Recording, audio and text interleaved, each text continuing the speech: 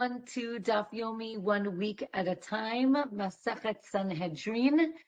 Today is our 9th class, and today we are going to be reviewing Daf 58 through 64. We ended last week discussing what's called Gilui Arayot, which is forbidden relations, or relations with forbidden people. So the Gemara continues on Daf 58.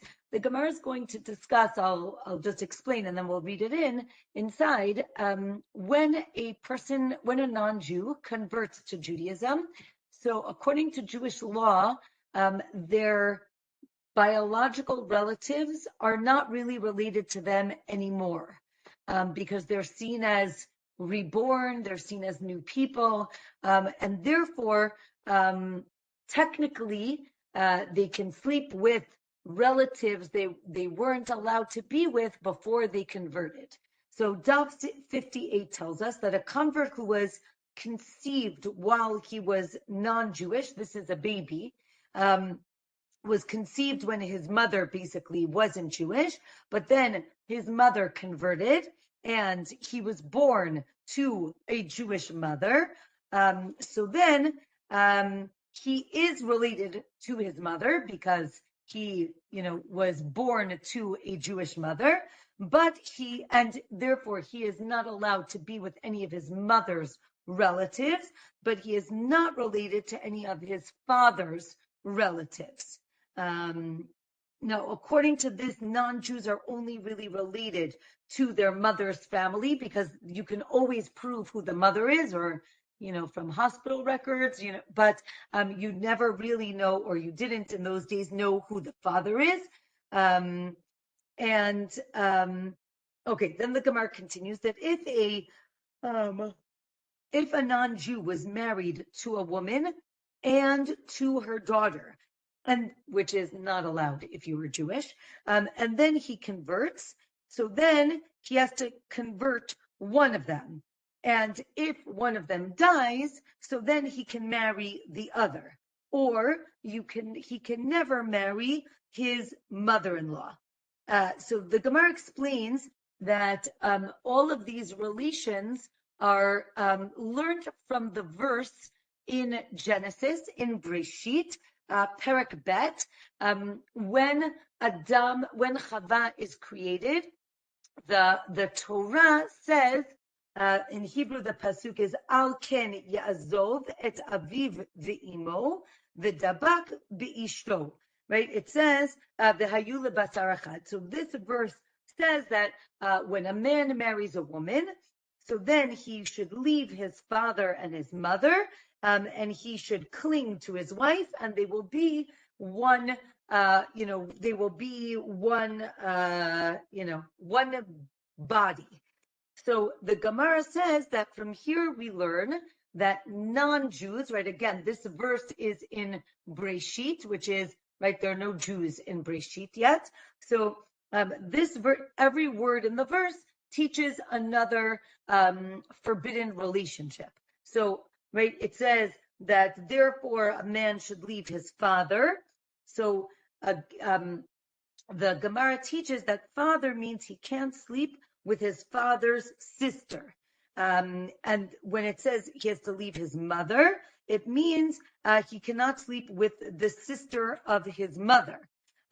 Maybe it also means he cannot sleep with his actual mother. And then it says he should cling to his wife.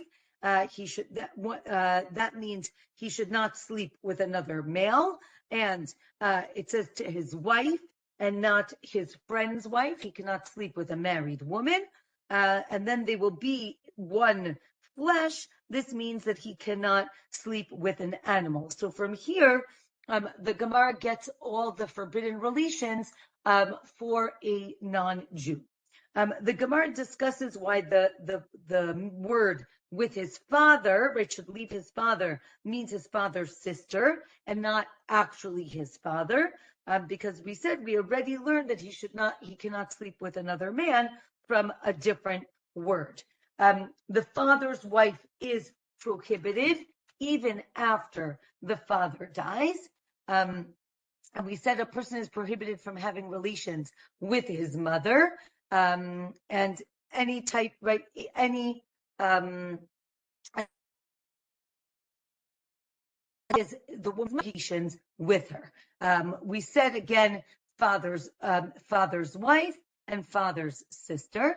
The Torah tells us that Yocheved, right, the Yocheved who is the mother of Moshe, Yocheved is Amram's aunt. Amram is her husband.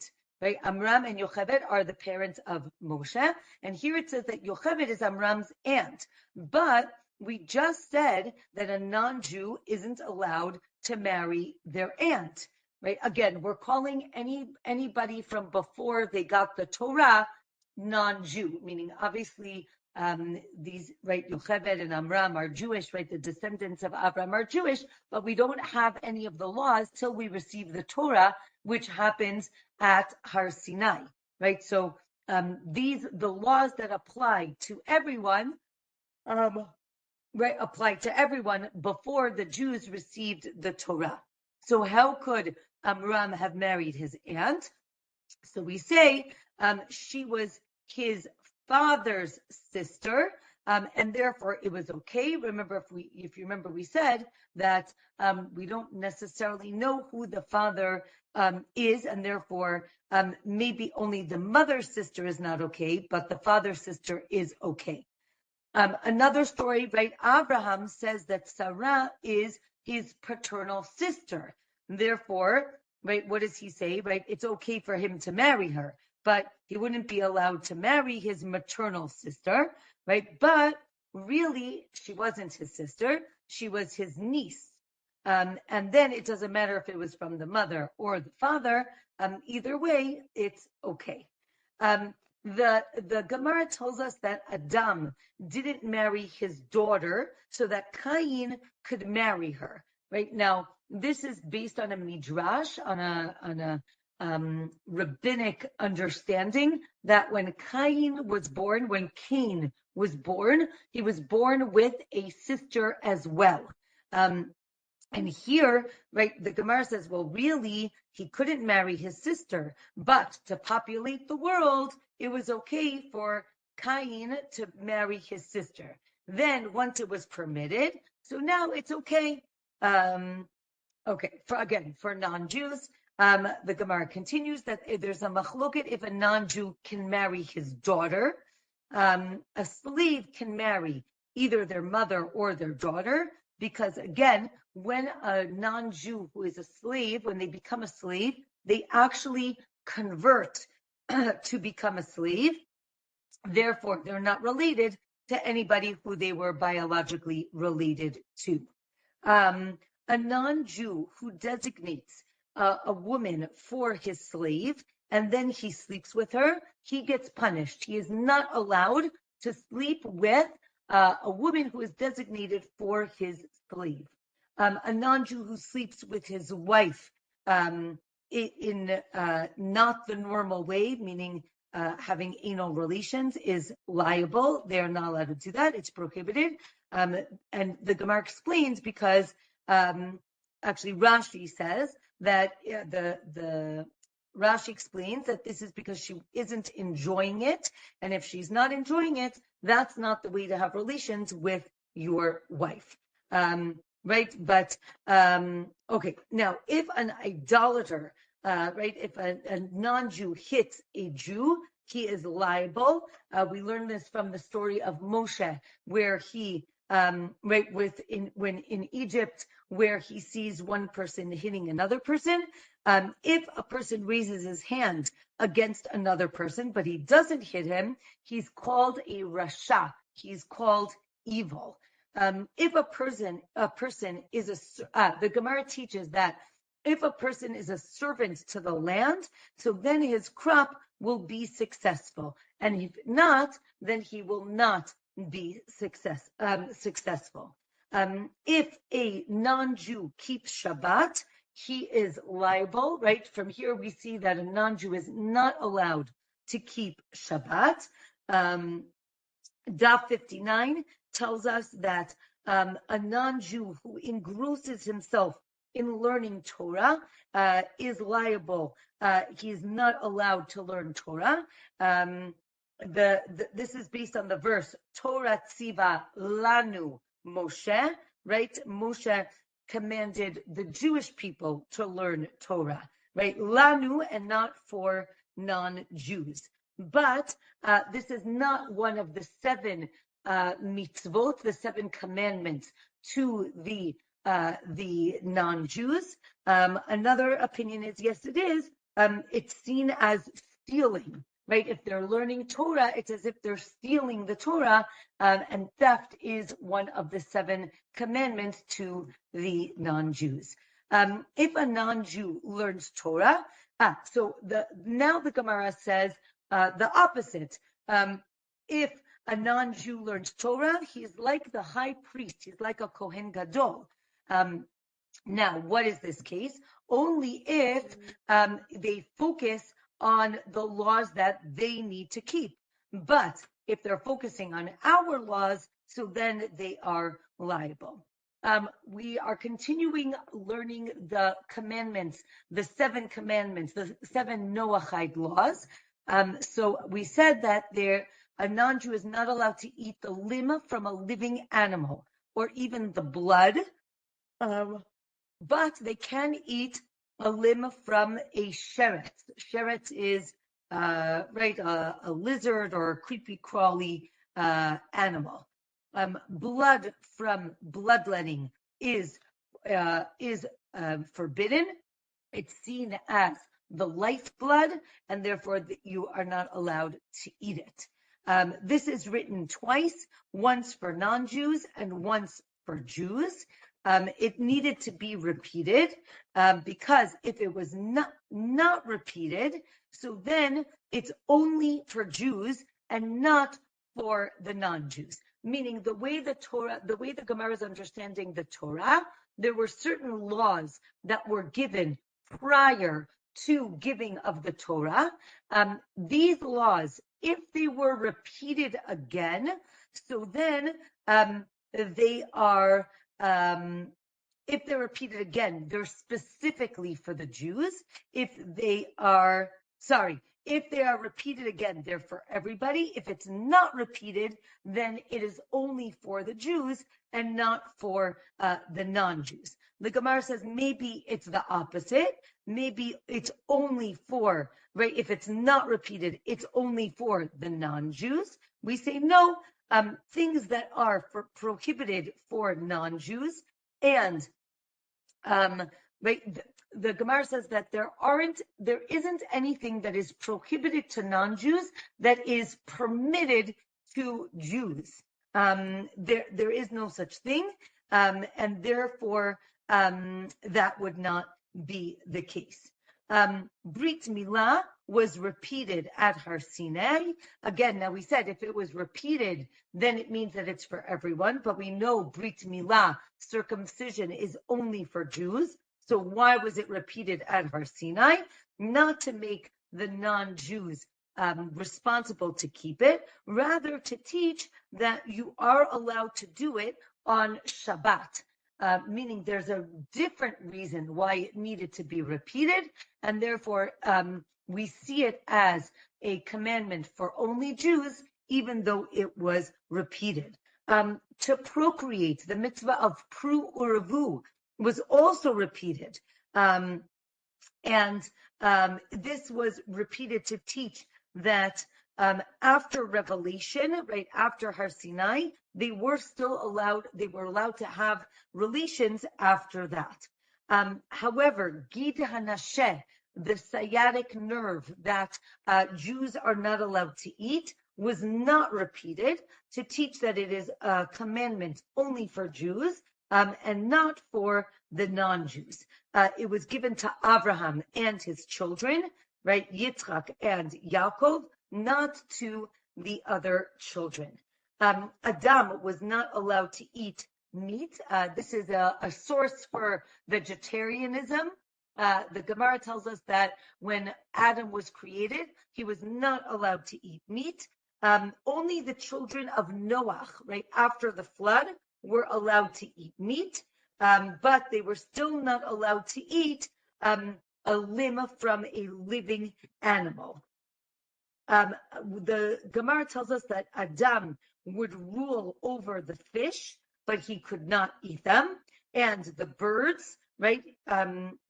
He could rule over the birds, but again, he couldn't eat them, but he could use them for threshing or for wherever he needed. So since we're talking about the creation of the world, the Gemara discusses the snake, that if the snake wasn't cursed, people would have used snakes to find gems and to work the land. But because he was cursed, that couldn't have happened. Adam was sent out of the Garden of Eden, and angels would roast meat for him. And this meat came from the heaven. It wasn't from animals, and that's why he was allowed to partake in that meat.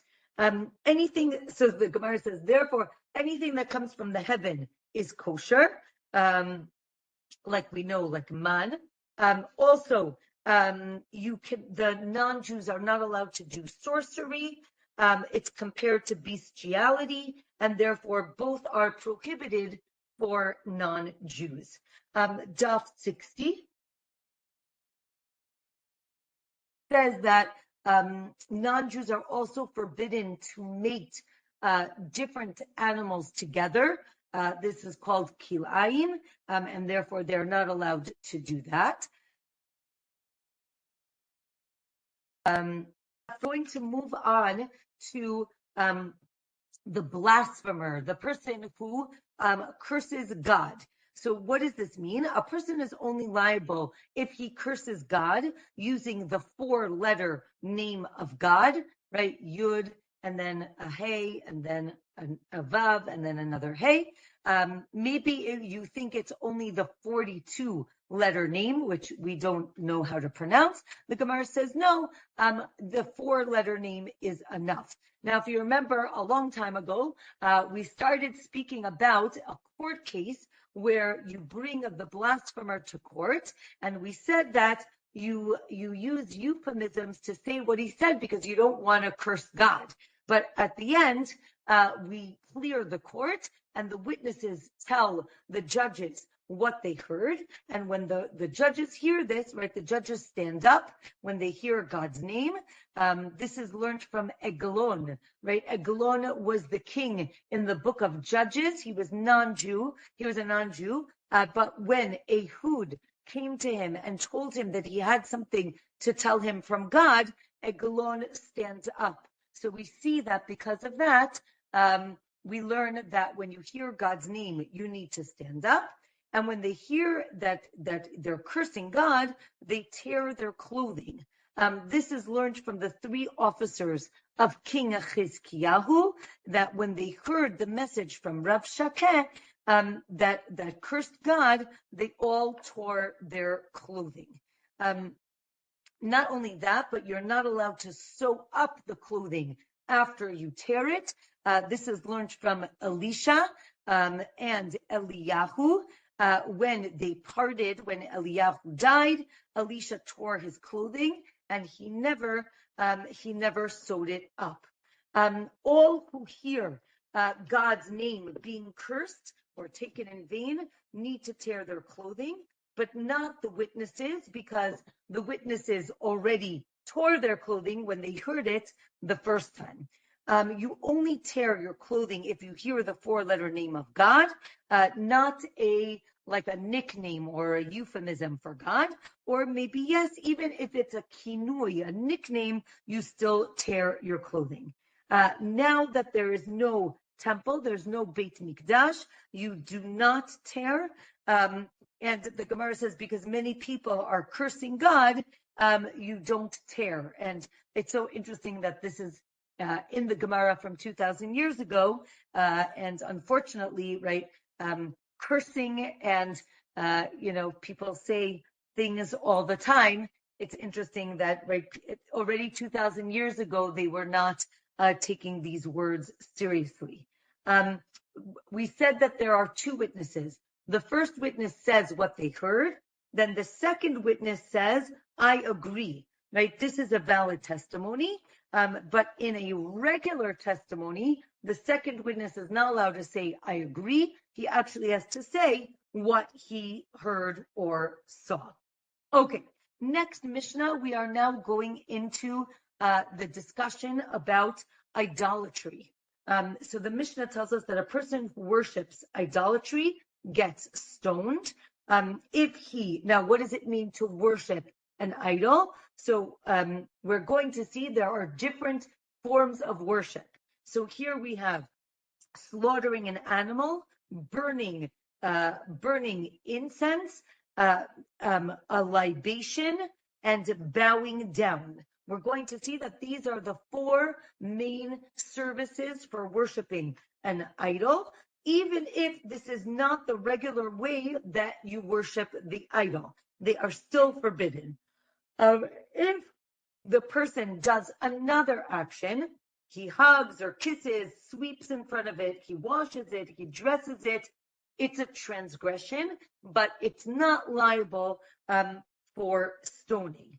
If the person made a vow in the name of an idol, again, it's a lo taseh, it's a negative commandment, but not stoning. If a person defecates to Baal Peor, this is one of the idols in the time of the Torah and then the Mishnah and the Gemara. The way they worshipped Baal Peor was by defecating in front of the idol. So if you did that, you would be liable for worshiping idolatry. And if you throw stones at Markulis, again, this is the way that they worshipped this idol, and therefore you would be liable. So now the Gemara explains certain services are normal for idolatry, and those you would be liable. But the four actions that we mentioned previously, even if they're not the normal way to serve the idol, you are still liable. And this is learned from a verse about slaughtering animals for idolatry. Even if it's not the normal worship, you are still liable. This includes burning incense and pouring libations, anything done for a sacrifice in the temple for God. If you do it for an idol, you are liable. The Gemara talks about bowing down. Again, you would be liable even if it isn't the normal service. Okay, Daf 61. If an animal was slaughtered to sprinkle blood on an idol, the animal is prohibited for benefit because it is a means to idol worship, or maybe it's okay because you're not really using the animal, you're just using the blood. But a person isn't subject to death penalty till he sprinkles the blood for the animal, for the idol. Or maybe the opposite, the animal is permitted, but the person is liable when they slaughter the animal. So now the Gemara teaches that we learn from bowing that anything done for honor for the idol is prohibited, right? Anything that's honor. You bring food, you bring a drink, you sweep in front of it. Those are ways in which you honor the idol, and you would be liable. If you slaughter an animal to an idol, you are liable, even to Markulis, which isn't, even though it isn't the normal way to worship Markulis. Again, Markulis, we'll talk more about it later. It was by throwing stones at it. But if you slaughtered an animal for it, because it's a service that was done in the temple, you would be liable. Let's say a person says, I'm going to worship this idol. So now he is liable. If a person says, everybody needs to worship me. I am really, my name is Tamara, but really I'm the goddess, right? Whatever. So you need to worship me. So the person is liable if they worship him, but not if they don't. Now, there's a machloket if he only said it, is he still liable? Right here, there's a machloket about speech, right? Is speech enough to make a person liable, or does a person need to actually do an action? Right? Speech might not be enough of an action, right? If a group of people say they're going to worship this guy, so then he is liable. When it's an individual, so you're going to follow that person. But if it's a group of people, again, I think it's so fascinating how the Gemara understood psychology 2,000 years before we understood it, or maybe we understood it, but at least how we understand it now, right? The Gemara says like if one person is convinced, they're going to follow that person because it's one-on-one. But if it's a group, so then even if they say they're going to worship him, like, yeah, I'll meet you there, and a group as a collective is smart enough that within the hour or whenever they say they're going to meet him, they're going to realize that they're making a mistake and they are going to change their mind. If an individual does idolatry, that individual gets stoned. That's the most severe punishment, but his property isn't destroyed.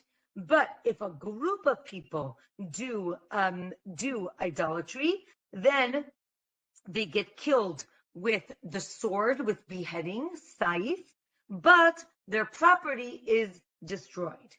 So here we see the difference between group and an individual. If a person is instigating himself, just saying he's going to worship an idol isn't enough.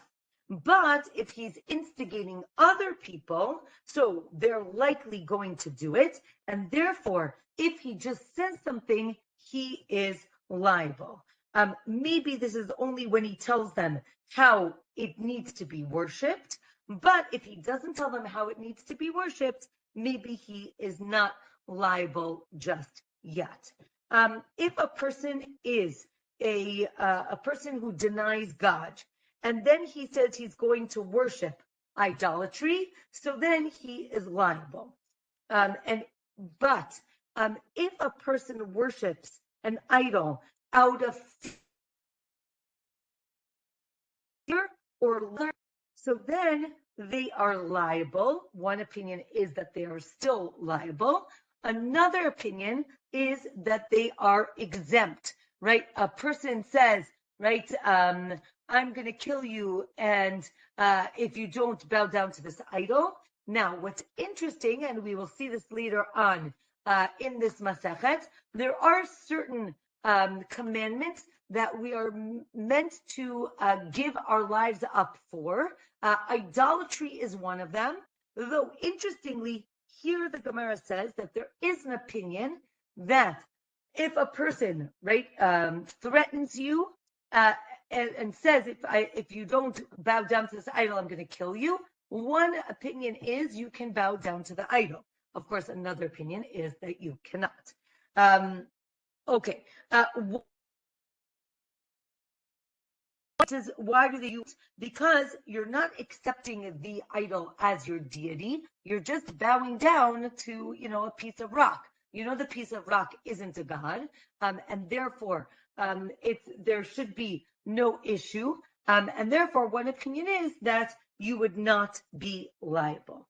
The Gemara says, wait a minute, the people of Persia bowed down to Haman out of fear of Achashverosh, right? This is very good as we come up to Purim.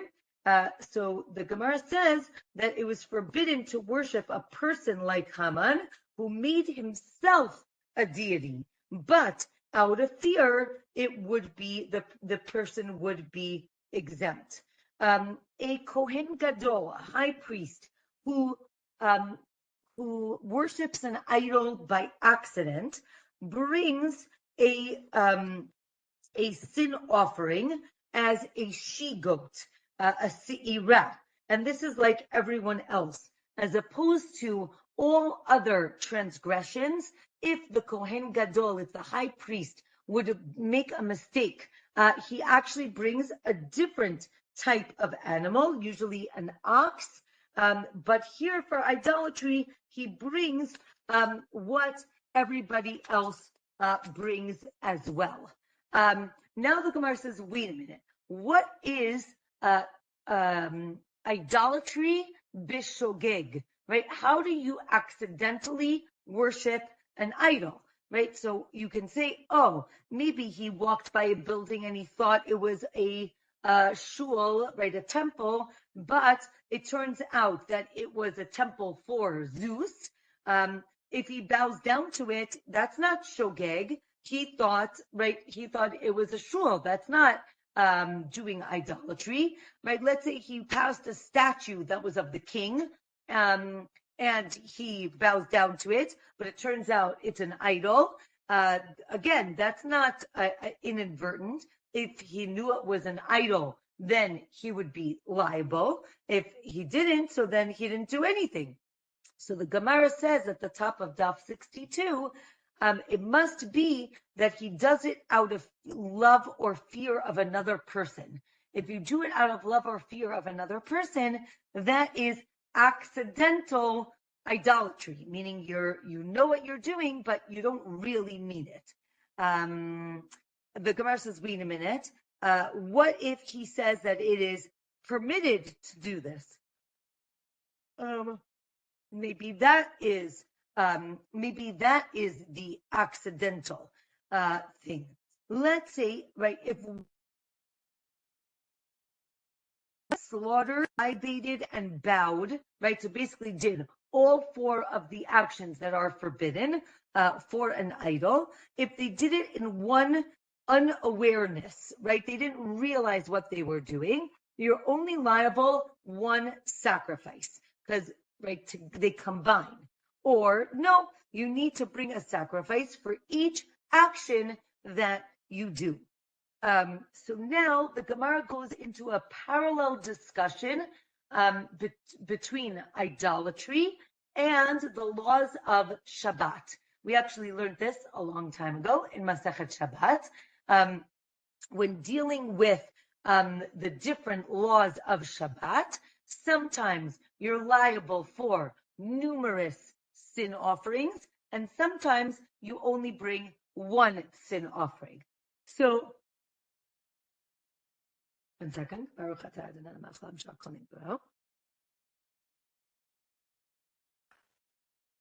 Okay, so now the Gemara goes to the concept of Shabbat, right? The Torah tells us you're not allowed to light a fire on Shabbat. Lighting a fire was singled out in the Torah to teach that maybe, right, to teach one of two things. One is that it might have a different punishment, or it's singled out to teach us that every single action, right, every melacha, every general category gets its own punishment, or you need to bring a sacrifice for it, right? So too for idolatry, bowing is singled out to teach that each type of worship makes you liable for a different sacrifice. Or maybe not, right? Maybe Shabbat is different, right? The verse teaches sometimes you bring one sacrifice for many transgressions, or you bring, right, you might do numerous things and you bring numerous sin offerings. So the Gemara, so sorry. So the Gemara says we learn it from the verse, me'achat mehena, right? From one of these. What does that mean? That in the laws of Shabbat, sometimes, right? Let's say if you write a whole word, so, right, Shimon, so then viable. 2 letters, which is a shin and a mem, So you're still liable because Shem, writing 2 letters, will make you liable, even though you only did partial, right? Even though you meant to write a full word and you only wrote some of it, you're still liable. So too, you're liable for avot melachot, right? The general categories of forbidden actions on Shabbat and their subcategories. Let's say you know it's Shabbat, right? But you don't know which law, which action is permitted or forbidden, right? So that is shogeg, or the opposite. So this is how you can construct a case of by accident and on purpose. But for idolatry, each service is a separate transgression. So therefore, maybe Shabbat is different than idolatry. Maybe you can learn something you can learn this idea for idolatry. Again, the words me'echat mehena, right? Maybe there's one general category with subcategories, and maybe there's a case where we have on purpose and by accident. Again, now the Gemara says, but what does it mean doing idolatry by accident? Again, and it says the same thing. You thought it was a shul, but really it was a temple to Zeus.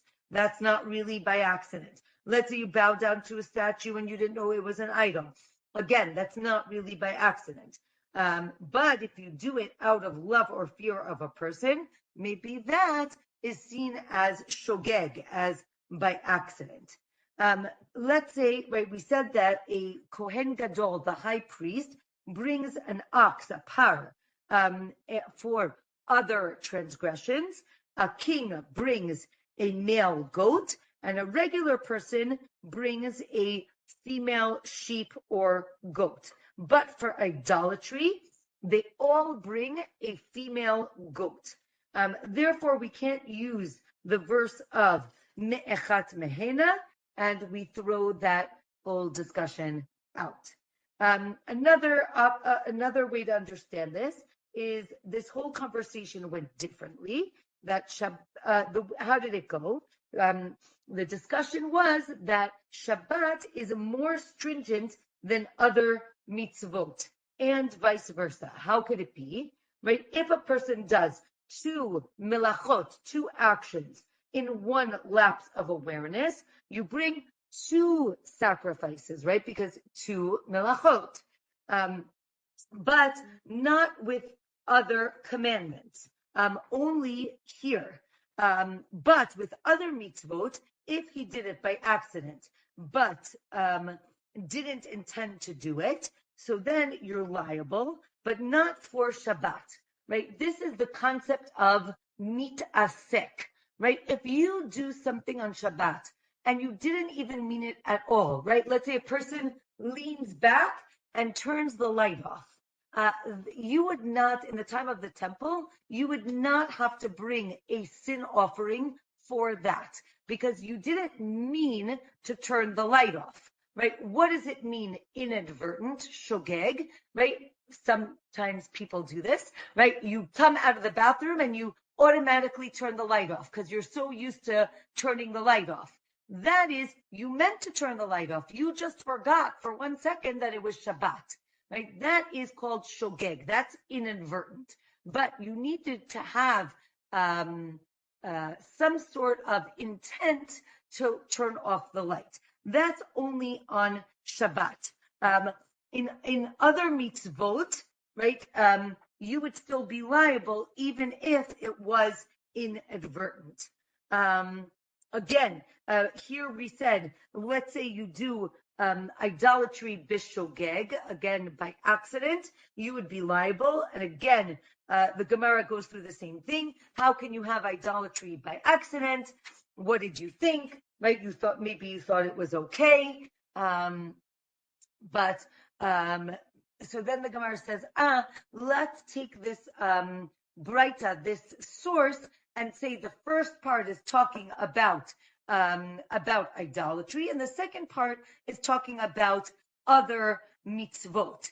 The problem is that the Gemara says we don't like to split up sources and say the first part is about this and the second part is about that. So we do not like that.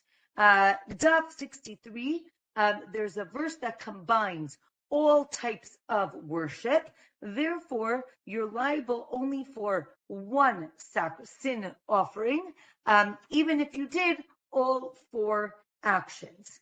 Now, the Gemara explains that it says the word bowing down 3 times for idolatry, that it is forbidden. Why do you need it 3 times? The first one is to teach us that if it's the normal service, you are liable for bowing down. The second time is to teach that even if it's not the normal way to serve this idol, if you bow down, you are still liable. And the third is to separate the different types of services, meaning so that you would be liable for each one. Let's say a person says, you are my God, to this idol. So then he is liable. If he does it unintentionally, then he needs to bring a sin offering. Or maybe it's not enough, right? What did he do? He just said something. So again, as we see, sometimes saying something is enough and it's seen as an action, or not, and you actually need to do an action, and so saying it is not enough.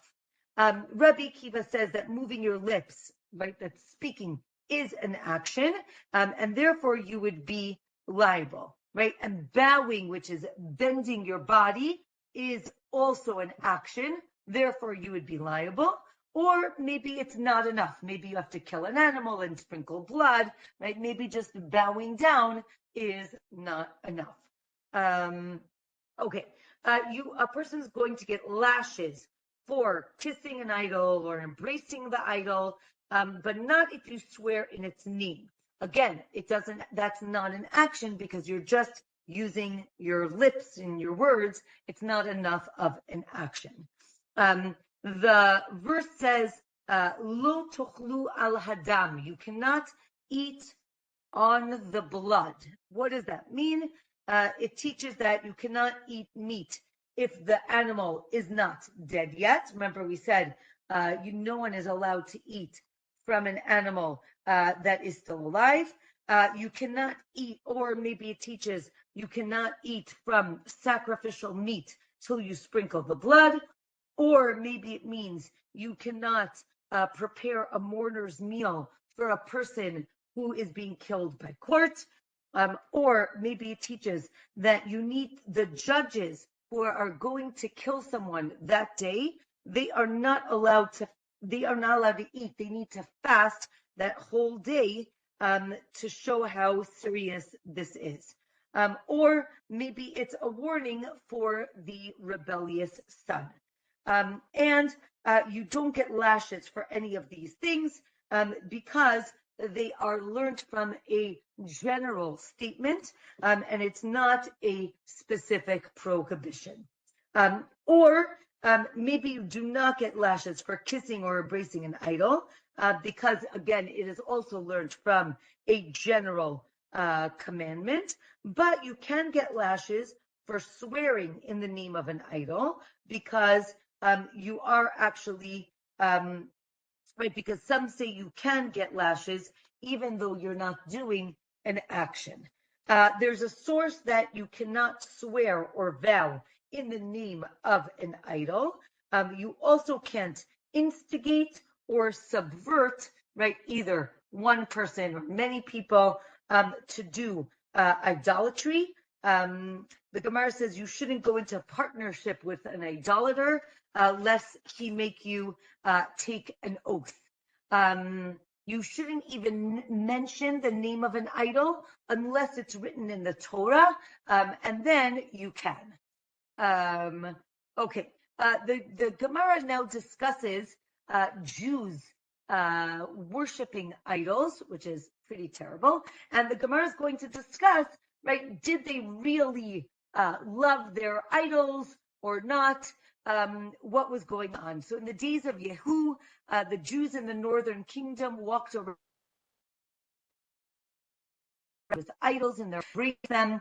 The priests of the idols would trick rich people into thinking that the animals that were worshipped desired these rich people, and then if they would only sacrifice their child to the idol, then it would be a great gift.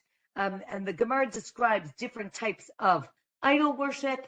Achaz, right, the king Achaz, wanted to sacrifice his son, Chizkiyahu, to an idol, but his mother saved him by covering him with this animal blood, or maybe a lizard's blood, which was flame retardant, and therefore she saved her child.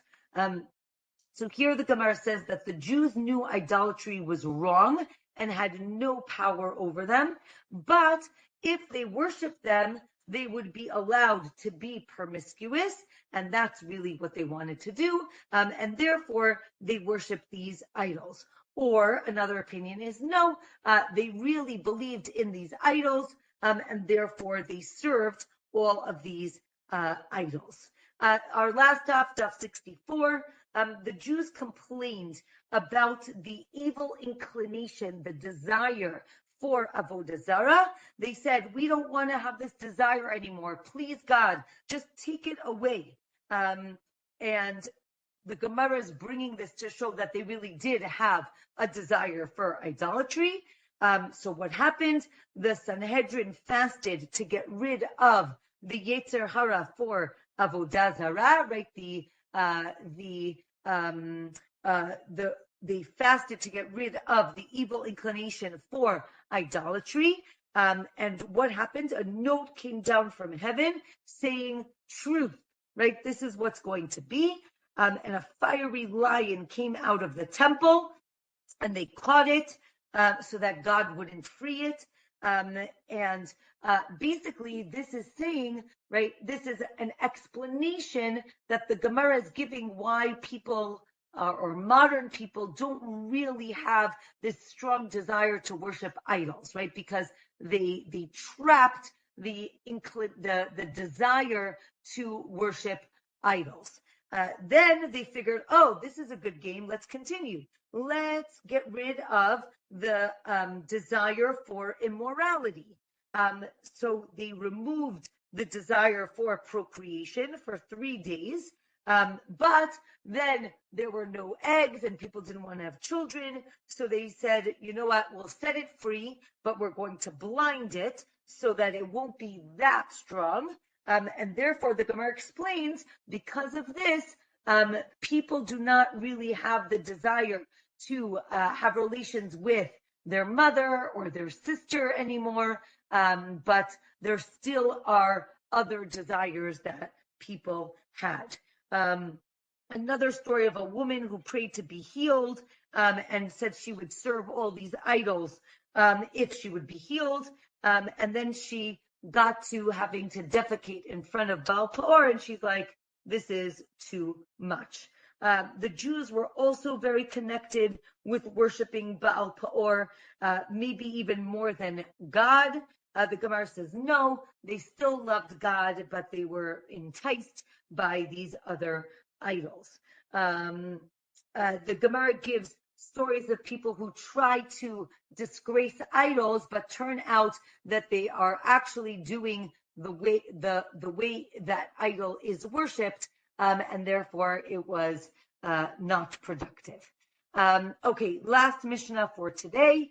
If a person gives their child to Molech, this was a very terrible idol worship. They would take the children and then they would pass them through a fire. So if they did both of these things, they would be liable. You need to do both. The Gemara says there's a machloket if Molech is actually idolatry or not. It is for sure that it is prohibited. The question is it idolatry? If people decide to treat things as Molech, so then they are liable if they worship it. The verse says you have to give over your child, so you have to give it over, and it has to be passed through the fire. If you give all of your children, you are exempt because it says you gave from your children, you gave some of your children. There's also a prohibition to give your grandchildren, also for illegitimate children. And then the Gemara describes what would they do? They would pass through like a wall of fire, or maybe they would jump over a pit of fire. The Gemara actually says, like they do on Purim when they jump over fire. Again, another Purim reference. So I like that. I haven't heard of people jumping over fire, but okay. And the Gemara says you're only liable if you give up your child, but not yourself or your parents or your siblings. And again, it says that you will be you'll receive karet, which is like the most terrible punishment. It says karet 3 times for idolatry, because whether you do it in the normal way or the not normal way or molech, either way, you will be cut off from this world and you will be cut off from the next world. Okay, we will stop here. We have a few minutes if anybody has any questions on idolatry or anything like that. And just wishing everyone a wonderful week. Yes. Yes, Also, the last page. Yes. Okay, fine. Yes, the last page, DOF 64. So I'm sure you've heard this question many times. The obvious thing, we assume that this would result in the death of the child, Molech, the burning of the child, Molech. And if so, and I understand they're technically shaving down the law to just talk about all the fine points because they have to be exact in the law. The bigger question is just when they're like, well, maybe the child was given that way to some other idol. But my question is there never a time in which any of this, if it results in the death of the child, results in the parent standing for the crime of murder? Is that ever added in? Is that ever part of it? What would you say? Right. I'm not sure. First of all, it's not clear. I mean, at least from today's stuff, it's not clear if the child was killed or not. It seems to be, but not necessarily. Right now, the Gemara is discussing the idol worship itself and not the death. And obviously, we saw that if a person kills another person, they are liable to capital punishment. And the truth is that if they do idolatry, it's actually a more severe punishment. So it seems that we're trying to get maybe a more severe punishment, but it's not clear from today's daf. Yeah. I also think that maybe is there a prohibition of attempted murder? There's no such thing, right? No. So it's not like the regular civil courts where you have attempted murder is a felony or whatever. So if they do the molech and the child doesn't die, then there's no attempted murder. There's no such thing. Right. But they will get killed for idolatry. Yeah. Right. Yeah. Okay. When I was in Israel, the very first time we went to a valley. It's been 30, 40 years. What was it called? A Valley of Gehonim? Was that? And I kid you not. I started towards the valley, but it just felt so bad. I didn't even know intellectually. I didn't know what went on in this place. Later, I found out. Yes. Experienced anything like? So actually, my friend Shuli wrote about that today in her column on Hadran. If you can go to the Hadran website, she wrote about, it's called Gay Behinom. It is the valley of Hinnom Valley. We do have another source, we actually learned it, that says that it is actually the entrance to hell, right? Gehenom. It is definitely, right, the Torah, the Tanakh speaks about terrible things that happen in that valley, specifically Molech. Many people were killed, sacrificed, terrible things happen there. But she does write a lot about other things that happen there. And the truth is that nowadays it is actually very beautiful. So it is interesting to think about the juxtaposition. But yes, excellent that you remembered that. I can still feel it. That's why. Every time you talk about it, it's definitely a little creepy. Yes. I did want to share that we actually had a grandson born this week, so I wanted to share that with you. Be'ezrat Hashem, he will have his brit next week, so I will be happy to share that with you as well. Amen. Thank you. Wishing everyone a great week and a Shabbat Shalom. And see you next week. Okay, bye-bye, honey. Thank you. All hear good news. Amen. Amen. Amen.